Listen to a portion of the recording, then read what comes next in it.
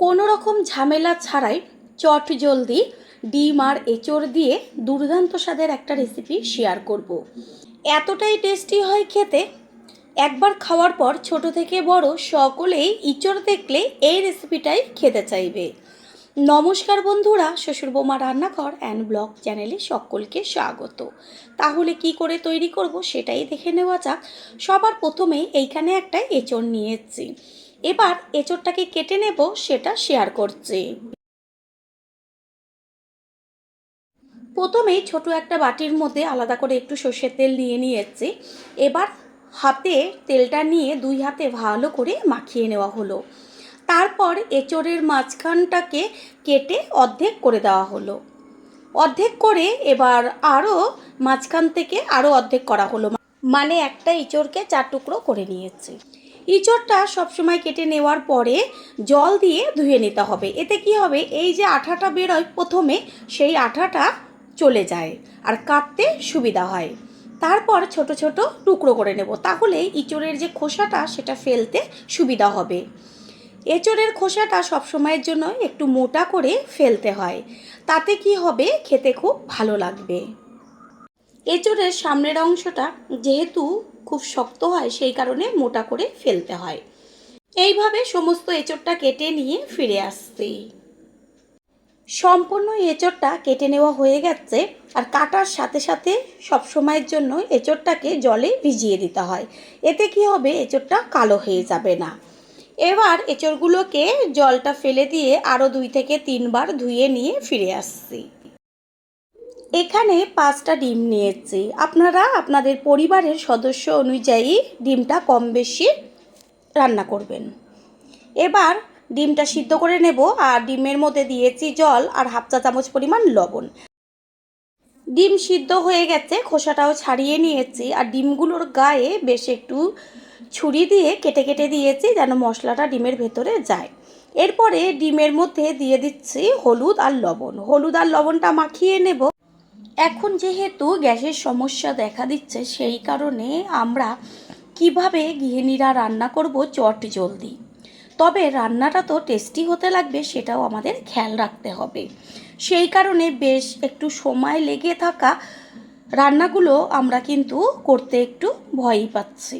কোনো রকম চিন্তা নেই, আজকে যেইভাবে শেয়ার করব রান্নাটা, এইভাবে আপনারা তৈরি করে খেয়ে দেখবেন কতটা টেস্টি হয়।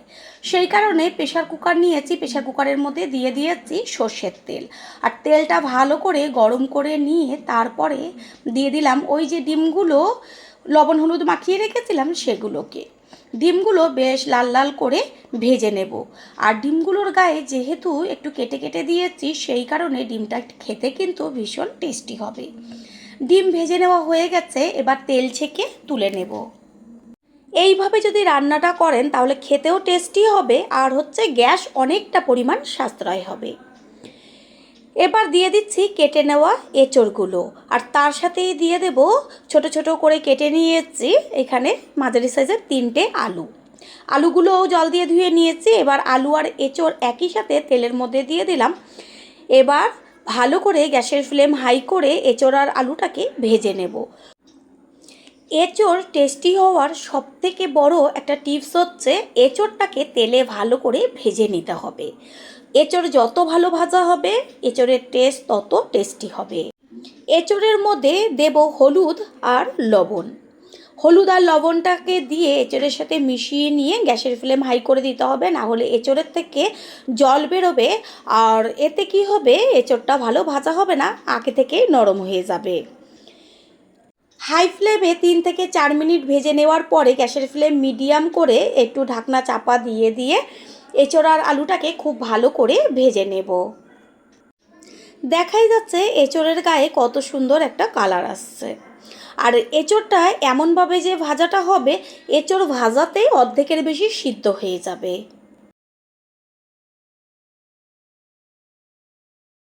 এঁচড় একদম লাল লাল হয়ে গেছে ভাজাতে। এবার এঁচড়টাকে একটু সাইড করে খুন্তির উপরে রাখবো, তাতে কি হবে, এঁচড়ের মধ্যে থাকা তেলটা বেরিয়ে আসবে। তুলে নিয়েছি, আর বেঁচে রয়েছে তেল। ওই তেলের মধ্যে আর কোনো রকম তেল আমি ব্যবহার করিনি। এঁচোড়ের গায়েও তেল রয়েছে, পরে যখন দেব তখন সেখান থেকে তেল বেরোবে।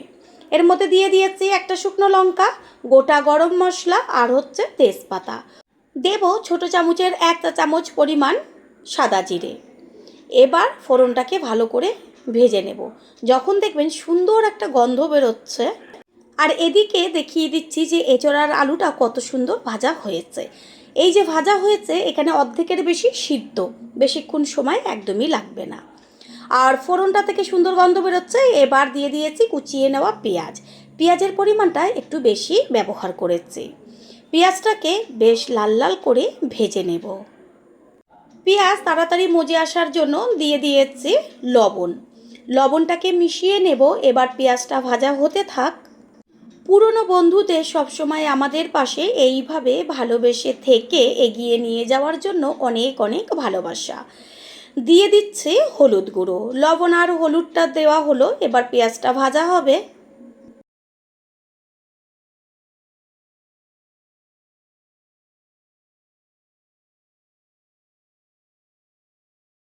পেঁয়াজ সুন্দরভাবে লাল লাল হয়ে গেছে ভাজাতে। এবার দিয়ে দিচ্ছি 2 চা চামচ রসুনের পেস্ট। এঁচোড় আর ডিমের পরিমাণ অনুযায়ী কম বেশি রসুনটা ব্যবহার করবেন।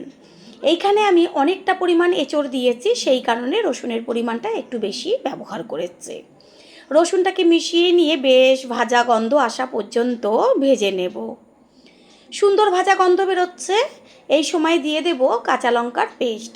ঝালটা যে যেমন খাবেন সেই অনুযায়ী দেবেন। আমরা যেমন একটু ঝাল পছন্দ করি সেই জন্য ঝালটা একটু বেশি দিয়েছি। কাঁচা লঙ্কার পেস্টটাকে মিশিয়ে নেব। আপনারা হয়তো ভাবতে পারেন যে আলাদা আলাদাভাবে মশলাগুলো দেওয়ার কোনো কারণ নেই, একসাথেই তো দিতে পারতো।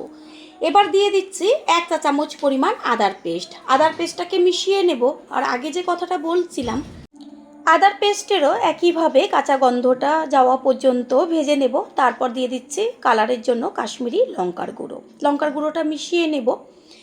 দেখবেন একই মশলা ব্যবহার করছেন, তবে একটু ভিন্ন ভিন্নভাবে যদি মশলাটা ব্যবহার করেন রান্নার সম্পূর্ণ টেস্টটা বদলে যাবে। একেবারে সব মশলা দিয়ে রান্নার একটা টেস্ট, আর এরকম আলাদা আলাদাভাবে যদি রান্নাটা মশলায় ব্যবহার করেন তাহলে আলাদা একটা টেস্ট আসে। দিয়ে দেওয়া হলো টমেটোর পেস্ট। টমেটোর পেস্টের কাঁচা গন্ধটা যাওয়া পর্যন্ত গ্যাসের ফ্লেম লোতে রেখে কষিয়ে নেব। টমেটোর কাঁচা গন্ধটাও চলে গেছে আর সুন্দরভাবে তেল ছেড়েছে। এই পর্যায়ে আমি দিয়ে দেব 1 চা চামচ পরিমাণ জিরের গুঁড়ো আর 1 চা চামচ পরিমাণ ধনের গুঁড়ো। জিরের গুঁড়ো আর ধনের গুঁড়োটা আগে কেন দিলাম না, এটারও একটা কারণ আছে। প্রথমে এই যে টমেটোটা দিয়ে তারপরে কষানো হলো, কালারটা দুর্দান্ত আসবে। আর জিরের গুঁড়ো আর ধনের গুঁড়োটা যদি প্রথমেই দিয়ে দেওয়া হতো কালারটা এত ভালো আসতো না। মশলাটাকে এবার ভালো করে কষিয়ে নেব, তাই একটু ঢাকনাটা চাপা দিয়ে দিয়েছি। ঢাকনাটা সরিয়ে দিয়ে দেখিয়ে দিচ্ছি ওপরে কত সুন্দর তেল ছেড়েছে, আর খুন্তি দিয়ে একটু সম্পূর্ণটা মিশিয়ে নিলাম। এবার এর মধ্যে দিয়ে দেব ওই যে ভেজে রেখেছিলাম এঁচোড় আর আলু, সেই এঁচোড় আর আলুগুলো।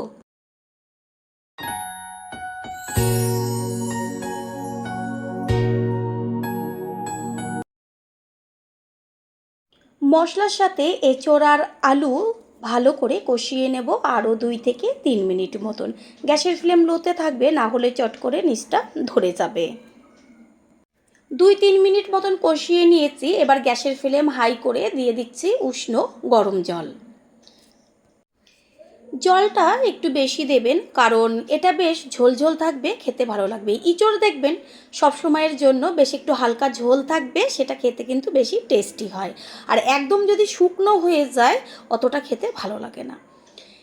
দিয়ে দিচ্ছি স্বাদের জন্য লবণ। লবণটাকে মিশিয়ে নিয়ে গ্যাসের ফ্লেম তো হাইতেই আছে।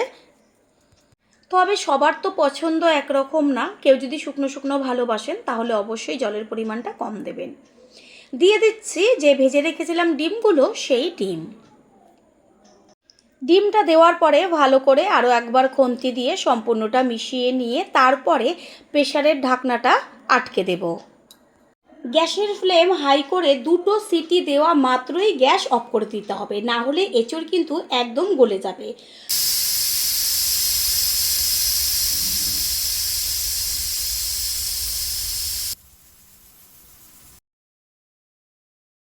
এঁচোড় তো ভাজাতেই সিদ্ধ হয়ে গেছে, সেই কারণে আর বেশি সময় তো লাগবে না, 2টো সিটি দিলেই একদম হয়ে যাবে। 2টো সিটি দিয়ে সাথে সাথে গ্যাস অফ করে প্রেশারের সিটিটাকে তুলে দিয়েছি। এতে কি হলো, তাড়াতাড়ি প্রেশারের ঢাকনাটা খুলে ফেলা গেল।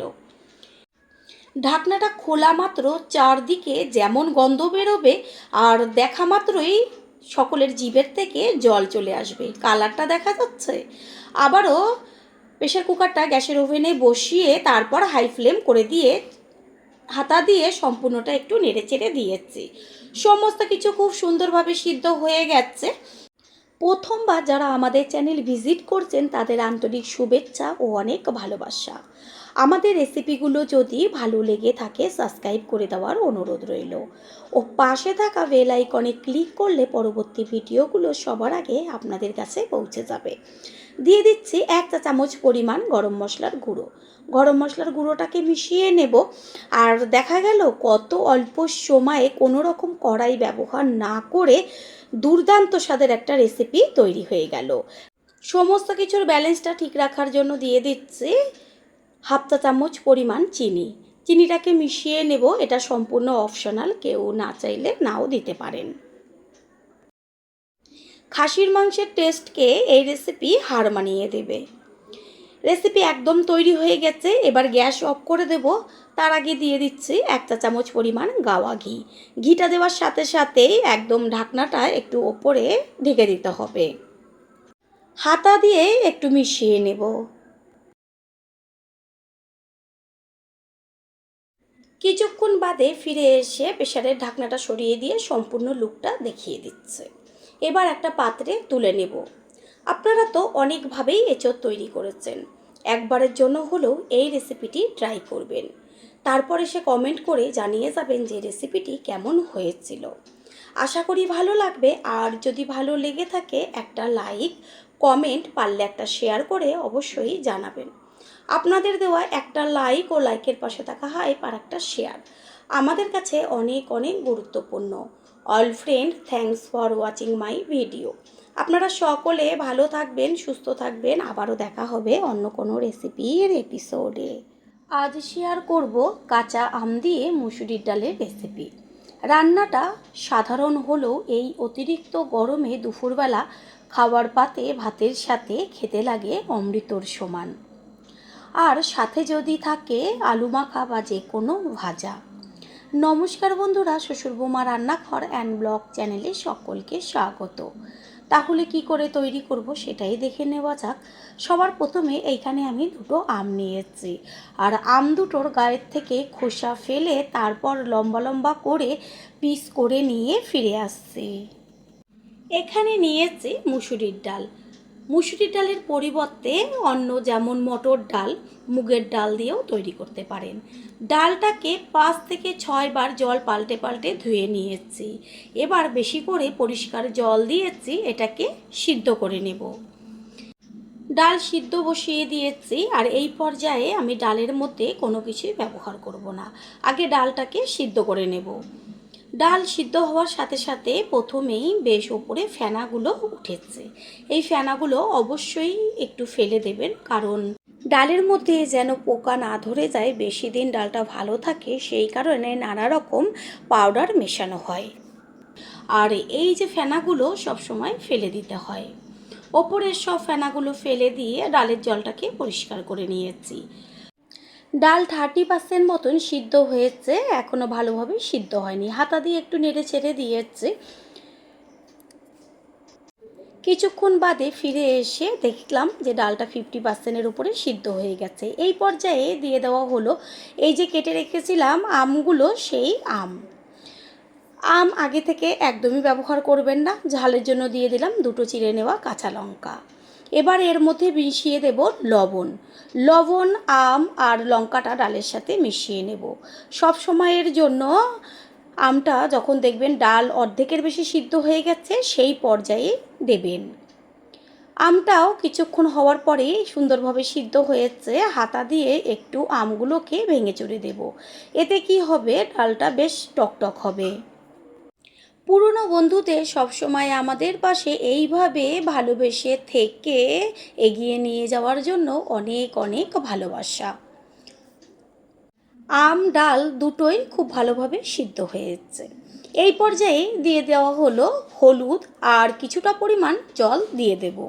জলটা দিয়ে ফুটিয়ে নিয়ে তারপরে নামিয়ে নিয়েছি। আর টক ডালটা বেশ একটু পাতলা পাতলা হবে, তাহলেই খেতে ভালো লাগবে। আমগুলো আরও আমি দুই একটা ভেঙে চড়ে দিচ্ছি, কারণ আমাদের একটু টকটা বেশি পছন্দ। গ্যাসের ওভেনে কড়াইটা বসিয়ে দিয়ে তারপর ভালো করে গরম করে নেব। কড়াই গরম হয়ে গেছে, এই পর্যায়ে দিয়ে দেব সর্ষের তেল। ডালের ক্ষেত্রে সব সময়ের জন্য সর্ষের তেলেই বেশি টেস্টি হয়।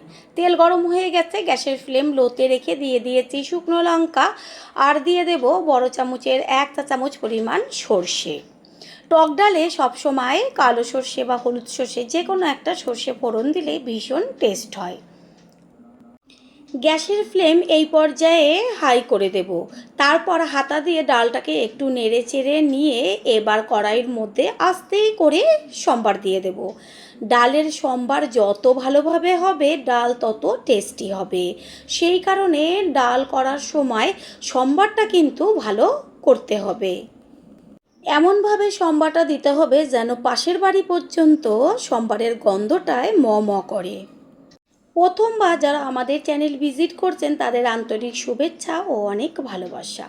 আমাদের রেসিপিগুলো যদি ভালো লেগে থাকে সাবস্ক্রাইব করে দেওয়ার অনুরোধ রইল, ও পাশে থাকা বেল আইকনে ক্লিক করলে পরবর্তী ভিডিওগুলো সবার আগে আপনাদের কাছে পৌঁছে যাবে। ঠিক এইভাবে গ্যাসের ফ্লেম হাই করে দিয়ে ডালটাকে টকবক করে ফুটাতে হবে।